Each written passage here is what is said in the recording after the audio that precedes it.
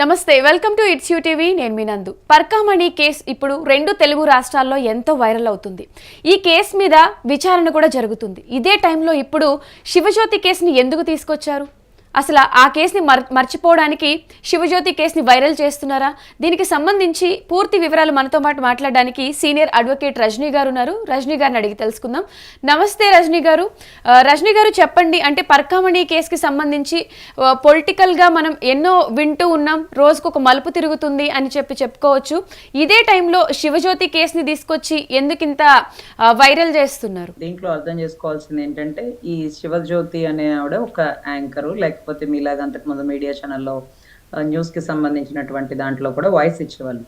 So ఈవిడ ఎవరైతే ఉన్నారో, ఈవిడ తిరుపతి వెళ్ళినప్పుడు ఏదో ఒక వీడియో సోషల్ మీడియాలో అప్లోడ్ చేసినారు. ఆవిడ ఆ ఒక్క వీడియోనే కాదండి, ఆవిడ చాలా వీడియోస్ డైలీ అప్లోడ్ చేస్తూ ఉంటారు. ఇలానే చాలా మంది యాంకర్లు, చాలా మంది ఆర్టిస్టులు, వాళ్ళందరూ సహజత్వంతో ఇలాంటి వీడియోస్ సోషల్ మీడియాలో ఎక్కువ పెడుతుంటారు.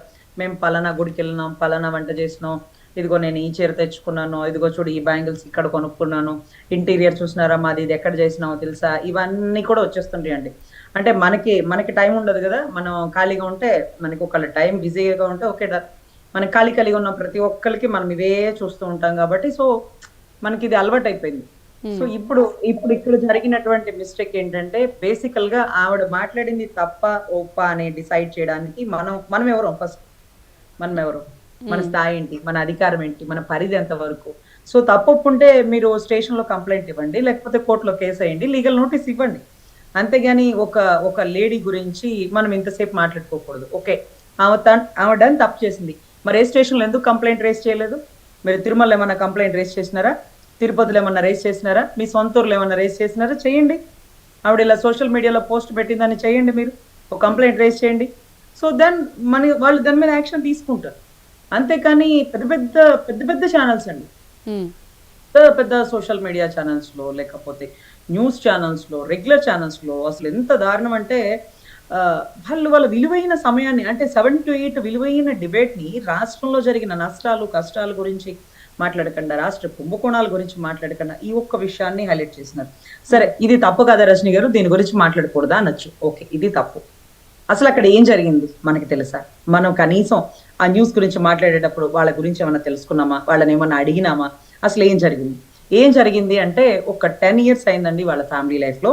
ఆ అమ్మాయికి పిల్లలు, అంటే కెరియర్ లో నేను సెటిల్ అవ్వలేదు, నా కుటుంబాలు 2 అలాంటి పరిస్థితుల్లోనే ఉన్నాం, ఆర్థికంగా సెటిల్ అయ్యాక బిడ్డల్ని కనాలని 7 ఏళ్ళు భార్య భర్త పోస్ట్ పోన్ చేసుకున్నాం. చివరి 3 years మేము బిడ్డల్ని కనాలని వాళ్ళు ముందుకు వచ్చినప్పటికీ ఇప్పుడు ఆ అమ్మాయి ప్రెగ్నెంట్ అయిందట. ఇప్పుడు ప్రెగ్నెంట్ అయింది అరౌండ్ ఒక 2nd month తో. ఇది స్వామివారు ఇచ్చినటువంటి వరప్రసాదం. 7 శనివారాలు తర్వాత నేను స్వామివారిని దర్శించుకుందామని వచ్చే టైంకి నేను ప్రెగ్నెంట్ అని తెలిసింది. నేను మొక్కుంది 7 శనివారాల వ్రతం నా బిడ్డ కోసమే, నాకు ప్రెగ్నెన్సీ రావాలని స్వామిని ఈ రోజు మొక్కుకుంటున్నానంటూ 7 శనివారాలు వ్రతం చేసి ఆవిడ దాని ఫలితంగా ప్రెగ్నెంట్. ఇది 2nd month. మీరు చెప్పండి, 2nd month 3rd month ఏ డాక్టర్ అయినా చెప్తాడో మీరు జర్నీలు చేయకండి, ప్రెగ్నెన్సీ చాలా కష్టం, నిలబడడం కష్టం, అందులోనూ చాలా సంవత్సరాల తర్వాత ఎప్పుడన్నా ప్రెగ్నెన్సీ వచ్చినప్పుడు కూడా డాక్టర్స్ చెప్తారు మీరు ఈ టైంలో చాలా కేర్ఫుల్ గా ఉండాలి, అందరిలాగా లాంగ్ జర్నీ చేయకండి అని. సో ఇటువంటి అప్పుడు ఆవిడ ఎప్పుడో వెళ్ళారట, ఫ్లైట్ టికెట్ కొట్టుకున్నారంట, స్వామివారిని దర్శనం చేసుకుందాం అంటే 10,000 టోకెన్ ఉంటుంది చూడండి. మనం అప్పటికప్పుడు వెళ్ళినా 10,000 టోకెన్, అంటే 10,000 టికెట్ కొనుక్కుంటే అప్పటికప్పుడు మనం దర్శనం చేసేసుకోవచ్చు, ఏ విఐపిను వివిఐపి లెటర్లు లేకపోయినప్పటికీ. దాన్ని ఏదో అంటారు వర్డ్ని. సో ఆ 10,000 టికెట్ని. సో అట్లాగే ఈ అమ్మాయి 2 days నుంచి 10,000 టికెట్ కోసం మార్నింగ్ 3 నుంచి 9 వరకు క్యూ లైన్ లో నుంచున్నారు. మార్నింగ్ 3 నుంచి 2nd month pregnant queue line లో నుంచున్నారు. 2 రోజుల నుంచి నుంచున్నారు. 8th month ప్రెగ్నెంట్ అన్నట్టుగా కూడా మాట్లాడుతున్నారు రజనీ గారు. అంటే ఇంతకు ముందే ఆ అమ్మాయి ఆ టైంకి ఏదైతే వీడియో సోషల్ మీడియాలో వీడియో పెట్టింది చూడండి, కొండకి చూడండి, అది ఎన్ని నెలలు గడిచినాయో ఎన్ని రోజులు గడిచినాయో నాకైతే తెలియదు, కానీ ఆ టైంకి ఆ అమ్మాయికి 2nd month క్యారీ. మళ్ళీ దేవుడు ఎప్పుడు చూస్తానో, డెలివరీ అయ్యే వరకు చూడలేనేమో, ఇదంతా నీ వల్లే వచ్చింది అంటూ ఏదో బ్లెస్సింగ్స్ కోసం అనే అమ్మాయి 2nd month అని. ఇప్పుడు ఆవిడకి 8th month, అంటే ఎప్పుడో తీసుకున్న వీడియోని ఇప్పుడు ఇంత వైరల్ చేస్తారు అనుకోవాలా మనం? ఎగ్జాక్ట్లీ అండి, అందుకనే చెప్తున్నాను, నాకు దీని గురించి పూర్తి సమాచారం తెలియదు. ఎందుకంటే ఆ రోజు ఆ దర్శనం గురించి ఎవరో నన్ను కూడా అడిగినారు, లెటర్ ఏమన్నా ఉంటుందా అని రవికృష్ణను ఎవరో కృష్ణతేజ ఎవరో అమ్మాయితో పాటు ఎక్కువగా ఉంటుంటాడు అబ్బాయి అక్క అక్క అంటుంటాడండి. అతను వాళ్ళ మేనమామ నాకు బాగా తెలుసు. అతను అడిగినారు ఏమన్నా లెటర్ ఉంటుందా రజనీ గారు, ఏమన్నా టోకెన్ ఉంటుందా అంటే, కొండ మీదకి వెళ్ళిపోయాక ఇప్పుడు ఎవరేం చేస్తారండి, ముందే చెప్తే ఏదైనా లెటర్ ఇష్యూ చేయగలిగే వాళ్ళం, ఇప్పుడు అంటే అవ్వదు కదా అని కూడా అన్నాను. అయితే ఈవిడికన్నా నాకు చెప్పలేదు. తర్వాత ఆయన ఇప్పుడు సోషల్ మీడియాలో వచ్చాక ఆయన నాకు ఫోన్ చేశారు, అమ్మ ఆ రోజు నేను లెటర్ అడిగినాను కదా, ఆ పాపం శివజ్యోతి గారికేనమ్మా, ఆవిడ అప్పుడు 2nd month ప్రెగ్నెంట్ అని వచ్చారు దేవుడి కోసం దర్శనం కోసం. 2 days నుంచి ఆవిడ 10,000 రూపాయల టికెట్ కి తెల్లారుజున 3 దగ్గర నుంచి 9-10 వరకు ఉన్నా సరే ఆవిడది లైన్ లో ఆవిడ పేరు పిలవలేదు. 10,000 కోసం అంటే 10,000 ఇచ్చి స్వామివారి దర్శనం చేసుకుందామన్నా సరే స్వామివారికి అపాయింట్మెంట్ అంటే స్వామివారికి టికెటే మనకు దొరకలేని పరిస్థితి, అంత కాస్ట్లీ గాడ్ ఆయన. ఆఖరికి ఆవిడ 300 రూపీస్ టికెట్ ఎవరో శ్రీకాకుళం వాళ్ళ ద్వారా వాళ్ళు తెలిసిన వాళ్ళు వీళ్ళు తెలిసిన వాళ్ళ ద్వారా 300 రూపాయల టికెట్ కి క్యూ లైన్ లో వెళ్ళి, 300 రూపాయల టికెట్ ఎంత పెద్ద లైన్ ఉంటుందో మీకు తెలుసు కదండి, క్యూ లైన్ లో వెళ్ళి 2nd month lady queue line లో వెళ్ళి స్వామివారి దర్శనం చేసుకుంటూ వచ్చారు. సో 2 days నుంచి ఆవిడ స్ట్రగుల్ అయిన దానికి 10,000 పెట్టుకొని స్వామివారి దర్శనం చేసుకుందామన్నా స్వామివారి మాకు అనుగ్రహం ఇవ్వలేదు. అంత కాస్ట్లీ గాడ్ ఆయన. కొండగుట్టలు ఎక్కినాను 2nd month లో అంటూ, లేకపోతే క్యూ లైన్ లో ప్రసాదం. వాళ్ళు ఏమనుకున్నారు, వాళ్ళే మేమే కాస్ట్లీ బెగ్గర్స్ మీ చూసారా స్వామివారి ప్రసాదం అడుక్కుంటున్నాడు కాస్ట్లీ బెగ్గరు అంటే, ప్రసాదం అడుక్కున్నవాడు బెగ్గరు కాదండి, స్వామివారి వరప్రసాదం కోసం ఎదురు చూస్తూ పెద్ద పెద్ద కోటీశ్వరులు కూడా క్యూ లైన్ లో ఉంటారు. అది చాలా తప్పు.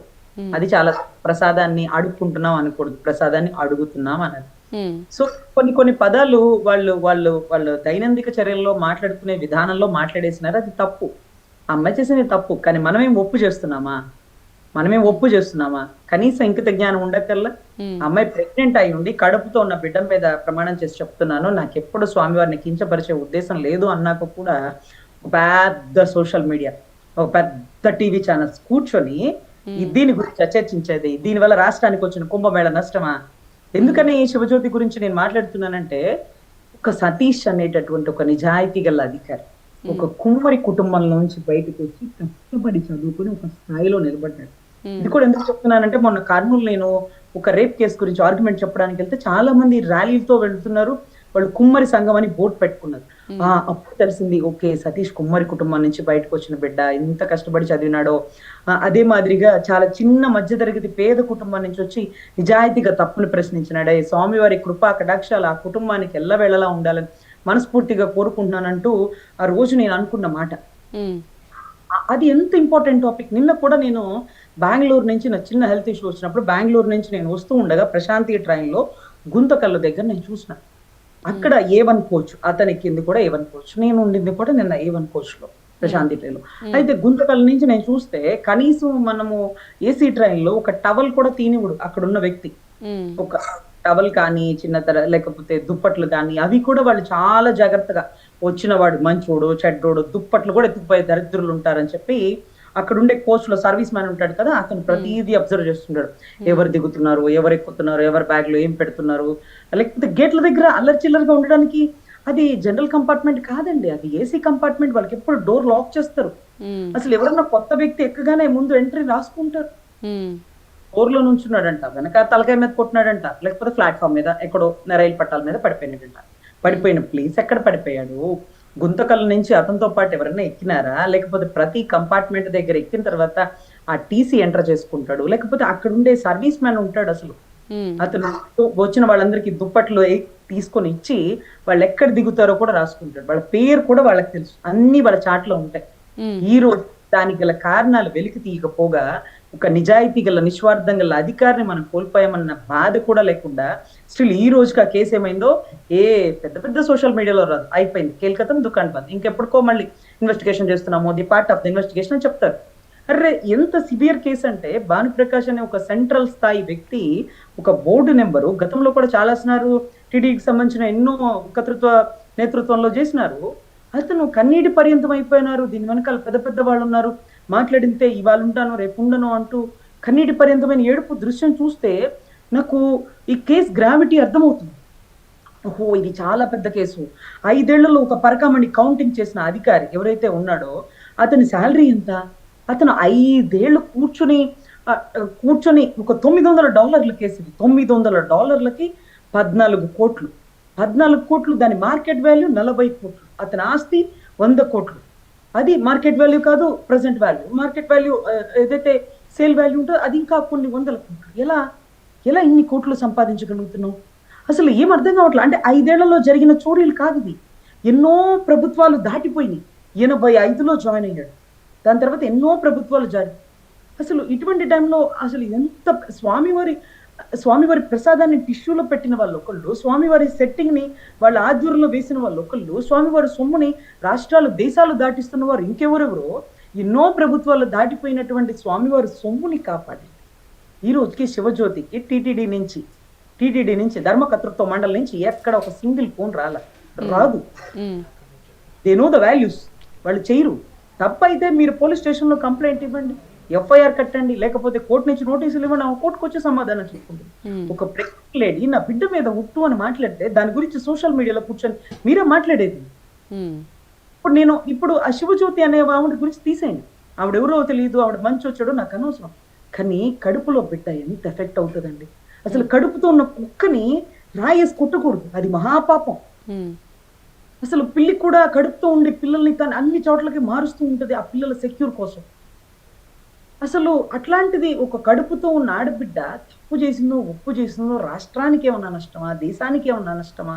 స్వామివారి అక్షంతులు ఇదిలించుకున్న వాళ్ళు ఒక పక్కన, సింగిల్ గా డిక్లరేషన్ లేకుండా కొండ మీదకి వచ్చిన వాళ్ళు ఇంకొక పక్కన. ఏంటిది? ఇలాంటి వాళ్ళని పక్కన పెట్టేసి పోనీ అది కూడా దేశానికి రాష్ట్రానికి వచ్చిన నష్టం ఏంటి? ఇప్పుడు ఈ శివజ్యోతి మాట్లాడిన దానివల్ల నా బాధ ఏంటంటే మీలాంటి చిన్న చిన్న ఛానల్స్ వాళ్ళు సరే ఏదో ఒక ఇది తప్పు కదండి రజనీ గారు, అలాగే స్వామివారిని అవమానపరిచినట్టు కదా అంటే స్వామివారి పేరు చెప్పేమన్నా తిట్టారా? 10,000 రూపాయలు డబ్బు పెట్టినా స్వామివారి దర్శనం అందట్లేదు. ఎంత కాస్ట్లీ దేవుడు. అందుకనే ఎప్పుడు ఘంటసాల గారి పాట ఉంటుందండి, ఎన్ని మెట్లెక్కినా కానరావేమయ్యా అని. అప్పుడు ఇంకా మెట్లే, మనం అప్పటికి డబ్బులు ఇవన్నీ ఉండవు కదా. మెట్ల దర్శనంతోనే వస్తారు స్వామివారి, కాళ్ళ దర్శనంతో వస్తారు, మొక్కుల దర్శనాలు ఇవన్నీ చాలా ఉంటాయండి. సో ఇప్పుడు నేనేం చెప్తున్నానంటే చాలా ఇంపార్టెంట్ విషయాల మీద మీడియా జర్నలిజం అనేది పనిచేయాలి. సోషల్ మీడియా రాష్ట్రానికి వచ్చినటువంటి నష్టాలు కానీ విపత్తుని కానీ ప్రశ్నించాలి. ఏదో ఒక లేడీస్కి సంబంధించి వాళ్ళ ఫ్యామిలీ ఇష్యూస్లో వాళ్ళ భార్య భర్తల గురించి మనము చిన్న వాళ్ళు మాట్లాడుతున్నాం. పెద్ద పెద్ద సోషల్ మీడియాలో ఒక మంచి మెసేజ్ని అందించాలి. 7 to 8 డిబేట్ అనగానే ఇవాళ ఏం టాపిక్ మాట్లాడతారు అనేది చాలా ఇంపార్టెంట్. రాష్ట్రానికి వచ్చిన నష్టం ఏంటి, దేశానికి వచ్చిన విపత్తులు ఏంటి, మావోయిజం వల్ల నష్టం జరుగుతుందా, లాభం జరుగుతుందా, మావోల్ని చంపేస్తే అంటే అడవుల్లో అన్నల్ని చంపేస్తే రాష్ట్రానికి ఏమొస్తుంది, దేశానికి ఏమొస్తుంది, అడవుల్లోని ఎవరు కాపాడుతారు? జిందాల్ కంపెనీకి ఇచ్చేద్దామా, వేదాంతకి ఇచ్చేద్దామా, అదాని అంబానీల కంపెనీకి పంచేద్దామా? అడవి కింద ఉన్నటువంటి ఖనిజ సంపదను ఎత్తుకుపోతున్నటువంటి కార్పొరేట్ కంపెనీల దళారులకి మనం చేతులు పెట్టేసి అడవుల్లో అన్నల్ని చెప్పేద్దామా? లేకపోతే అడవుల్లో అన్నలు పాపం నిజాయితీగా పనిచేసే సిఆర్పిఎఫ్లు వీళ్ళిద్దరు కొట్లాడుకుని వీళ్ళిద్దరు చచ్చిపోతే పెద్ద పెద్ద కార్పొరేట్ కంపెనీ వాళ్ళు వచ్చి ఇక్కడ ఆక్యుపై చేసి ఖనిజ సంపదను అంతా దండుకుంటారు. సో ఇటువంటి పరిస్థితుల్లో మనం కష్టపడి జర్నలిజం చదివినప్పుడు ఒక్కొక్క టైం అండి 1975 ఇందిరాగాంధీ ఎమర్జెన్సీ అప్పుడు పీక మీద కత్తి పెట్టినా నిజాన్ని రాసేవాళ్ళ పేపర్. నువ్వు ఇది రాయడానికి వీల్లేదంటే పేపర్ ఖాళీ బ్లాక్ పెట్టి ఆ ఫ్రంట్ పేజ్ ఏం వేయకుండా మిగతా టాపిక్స్ వేసేవాళ్ళు. అసలు జర్నలిజం ప్రొఫెషన్ చేసే వాళ్ళని కిడ్నాప్ చేసేవాళ్ళు. ఎందుకంటే వాళ్ళు బయట ఉంటే నిజాన్ని రాస్తారు, ఇలాగ చెక్క భజనలు రాయరు, పనికి మన చెత్త రాయరు. రాష్ట్రానికి విపత్తు, దేశానికి నష్టం, ఇవే మనకి ఇంపార్టెంట్. సో వీటి గురించి చర్చించాల్సింది. కడుపుతో ఉన్న ఆడబిడ్డ మీద, పిచ్చుక మీద బ్రహ్మాస్త్రాలు. 10,000 గురించి 2 రోజులు ఒక 2వ నెల ప్రెగ్నెంట్ ఎన్నో సంవత్సరాల తర్వాత వచ్చిన కడుపుకి 2వ నెల ప్రెగ్నెంట్ 3 దగ్గర నుంచి 9 వరకు ఉన్న టికెట్ దొరకలేదు కాబట్టి కాస్ట్లీ దేవుడిని సంబోధించారు. అవునా? డబ్బున్న వాళ్ళకి ఒక్కొక్కసారి టైం పట్టని పరిస్థితుల్లో దర్శనాలు. రోజు నిత్యం శనివారం ఉపవాసం ఉండి నాన్ వెజ్ కూడా తినకుండా నిష్ఠగా పూజ చేసుకున్న వాళ్ళు క్యూ లైన్లో సెకండ్ కూడా చూడలేరు. చూసిన రూపు కూడా గుర్తుకురాదు. సో ఆ కడుపుతో ఉన్న బిడ్డ లోపల తల్లి బాధపడడం, ఈ బయట సోషల్ మీడియాలో చూసి, లేకపోతే తల్లి ఏడవడం, తల్లి కింద వచ్చిన కామెంట్స్ చూసి అన్నం తినకపోవడం, ఆ బిడ్డ మీద ఎంత ఎఫెక్ట్ పడుతుందండి. నేను ఆ కడుపులో ఉన్న బిడ్డ గురించి ఆలోచించానండి మనస్ఫూర్తిగా. ఆవిడ మంచి చెడు మనకు అనవసరం, కడుపులో బాధపడకూడదు. అది మన చెత్త రాతల వల్ల, మన నోటి మాటల వల్ల ఆ బిడ్డకి దెబ్బ తగలకూడదు. ఎందుకంటే పుట్టే బిడ్డ తల్లి ఆరోగ్యాన్ని బట్టే ఉంటుంది, తల్లి ఆలోచన బట్టే ఉంటుంది. అందుకనే పద్మ వ్యూహం ఏదైతే అభిమన్యుడు తెలుసుకున్నాడో తల్లి విన్నదాన్ని బట్టి ఇప్పుడు తల్లి ఏమింటుంది, నేను తప్పు చేశాను, నేను క్షమాపణ చెప్తున్నానని, లేకపోతే సోషల్ మీడియా నీది ఒక బతికేనా చెప్పుతో కొట్టాలి అని ఒక ఆవిడ మాట్లాడు, నీలాంటిది బతకూడదని ఇంకొకరు మాట్లాడు. అన్నీ కూడా సార్ ఎవరు తప్పు ఎవరు ఒప్పు మనం నిర్ణయించగలిగిన వాళ్ళమా? మన స్థాయి సరిపోతుందా? తప్పు కదా. ఒక కడుపుతో ఆడబిడ్డని ఎప్పుడు బాధ పెట్టకూడదండి, అది నిజంగా చాలా పాపం కూడా. అమ్మాయి ప్రెగ్నెంట్ కాకుండా ఏ సోషల్ మీడియాలోనో ఏ మోడలో అనుకోండి, నేను కూడా తప్పు, మీ గురించి అసలు మాట్లాడండి, మీ టైం పాస్ మీరు చేసుకోండి. కానీ ఒక ప్రెగ్నెంట్ లేడీ గురించి మాట్లాడితే నాకు చాలా బాధ అనిపించేసి, నాకు కొంచెం హెల్త్ కండిషన్ బాగోపోయినా ఇమ్మీడియట్గా ఆ కడుపులో ఉండే బిడ్డ గురించి నేను ఆలోచించి నిర్ణయం తీసుకున్నానండి. దయచేసి రిక్వెస్ట్ చేస్తున్నాను, ఆ బిడ్డ గురించి ఆలోచిద్దాం. సోషల్ మీడియాలో ఎక్కడ కూడా ఆడబిడ్డ గురించి మనం మాట్లాడకూడదని మనస్ఫూర్తిగా కోరుకుంటూ, నిజాయితీ గల అధికారి సతీష్ ఎందుకు చనిపోయాడో వెలికి తీయండి, ఎవరు చంపారో తెలుసుకోండి. జగనే అని మరి 10 సార్లు అనొచ్చు, కానీ ప్రభుత్వంలో పోలీసుల నిర్లక్ష్య ధోరణి కూడా ఉంది. ఎందుకంటే భానుప్రకాష్ గారు కన్నీటి పర్యంతం అయ్యాక మనం దీని మీద గ్రావిటీ పెరిగిపోయిందని ఆలోచించినప్పుడు, మాలాంటి వాళ్ళకి అర్థమైనప్పుడు, పనిచేస్తున్నటువంటి సిట్టో సిఐడినో వారు కొంచెం ఎక్కువ ఆలోచించి ఈ సతీష్ గారికి, లేకపోతే దీంట్లో ఉన్నటువంటి దోషికి, లేకపోతే ఆ డబ్బులు కొట్టేసినోడికి, వీళ్ళందరికీ మనం రక్షణ కల్పించి వీళ్ళ నుంచి నిజాలు తీసుకురావాలి. ఎందుకంటే 5 ఏళ్లలో 14 కోట్లు 100 కోట్లు సంపాదించడం ఎవరి తరం కాదు. అందులోనూ బ్రాహ్మణులు అంత తప్పు చేసినారంటే వెనకాల ఎవరో పాపం బినామీలుగా పెట్టినోళ్లే, కానీ స్వతహాగా వాళ్ళు అంత తప్పు చేసే నేచర్ కూడా వాళ్ళలో ఉండదు. వాళ్ళు పంచలు కట్టుకొని స్వామివారిది ప్రసాదం వండడానికి వస్తారు, స్వామివారిది రథం మోయడానికి. వాళ్ళు ఎంత నొప్పో తెలుసా అండి ఆ రథంది. స్వామివారు పైన పూజారి అందరూ ఉంటారు కదా, వాళ్ళు అలా భుజాల మీద ఇలా వేసుకొని మోస్తూ ఉంటే పైన స్వామివారిలో అక్కడ కనపడదు దేవుడు. నిజంగా వాళ్ళ చెమటలలో, వాళ్ళ కష్టంలో, వాళ్ళ ప్రేమలో, వాళ్ళ దైవ భక్తిలో కనపడతారు దేవుడు. సో అందుకని నాకు చాలా నమ్మకం ఏంటంటే, నేను చదువుకుంది శ్రీ పద్మావతి మహిళా విశ్వవిద్యాలయం. ప్రతి శనివారం శుక్రవారం అట్లా నేను స్వామివారి అంగ ప్రదక్షిణకి వెళ్ళేదాన్ని.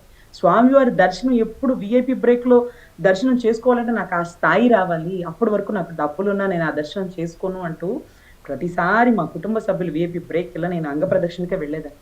నాకు ఆ స్థాయి వచ్చిందన్న రోజున, నా హెల్త్ కండిషన్ బాగలేదన్న రోజున మాత్రమే నేను ఆ బ్రేక్ దర్శనాన్ని స్వీకరించగలుగుతాను, అదర్వైజ్ నేను పోనండి. సో అటువంటి పరిస్థితుల్లో 10,000 టికెట్ గురించి 2 రోజులు వేచి చూసి 300 రూపాయల టికెట్ ఎవరో ఇస్తే వచ్చి దర్శనం చేసుకుని ఒక ఆడబిడ్డ తప్పుగా మాట్లాడేదేమో, మన ఇంట్లో పిల్లనే అనుకోండి, క్షమించేద్దాం. మన శనివారం ఉపవాసం ఉన్నప్పుడు వాళ్ళు మాట వినకుండా నాన్ వెజ్ తింటారు మన ఇంట్లో పిల్లలు, మన మాట వినరు, వాళ్ళకి తెలియదు పాపం. మన పిల్లలు మనం అనుకుంటామా అలాంటి పిల్లే కదా, అలాంటి పిల్లే కాదనుకోండి, కడుపులో ఉన్న బిడ్డ అమాయకమైన బిడ్డ కదా. సో దయచేసి ఆ బిడ్డ గురించి ఆలోచించాలని మనస్ఫూర్తిగా నెటిజన్స్ ని, ఎందుకంటే కింద కామెంట్ బాక్స్ లో రాస్తారు కదా, వదిలేద్దాం, ఇంట్లో బిడ్డ అనుకొని వదిలేద్దామని నేను మనస్ఫూర్తిగా వాళ్ళని కోరుకుంటున్నానండి. అదే రకంగా చాలా ఇంపార్టెంట్ పరకామణి కేసును వెలికి తీయండి, విలువైన విషయాలు స్వామివారి ప్రతి రూపాయికి ఇప్పుడు ప్రభుత్వాలు కానీ గత ప్రభుత్వాలు కానీ సమాధానం చెప్పాలని కోరుకుంటున్నాను. ఓకే రజనీ గారు, thanks for the joining Rajani గారు. నమస్తే.